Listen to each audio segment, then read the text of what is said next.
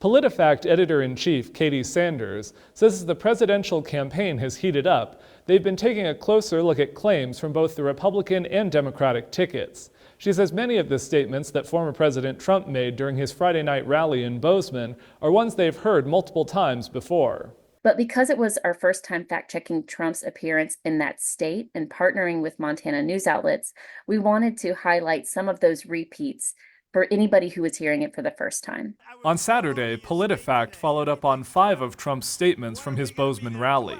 3 of them dealt with one of his main topics, immigration.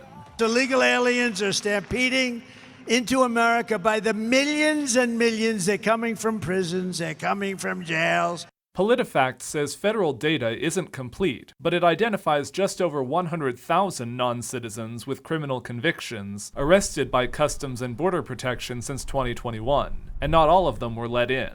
Sure, some migrants who do manage to cross the border do have criminal backgrounds, but that is not the millions and millions. Trump also touted his economic record as president. I handed Kamala and Crooked Joe a surging economy with no inflation. We had no inflation. We had nothing. Inflation was lower during Trump's presidency than Biden's, but it never hit zero. And the lowest point was at the height of the COVID pandemic. We know from covering economic claims over the years from both sides, there's a lot of cherry picking involved. Randon Gregg, a business owner and legislative candidate from White Sulphur Springs, attended the rally. He said he didn't think fact-checking was unreasonable, but that people should take it with a grain of salt. He said in many cases, Trump is using rhetoric in service of a valid point. You kind of have to zoom out and be like, hey, this is kind of the macro situation. These are the policies we're going to be pushing. These are the policies we're against, but at a macro level. During the rally, Trump also alluded to fact-checkers. Kamala,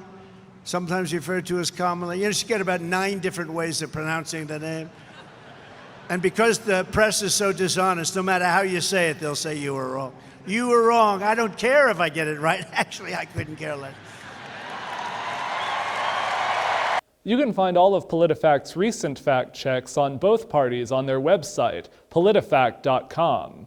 In Helena, Jonathan Amberian, MTN News.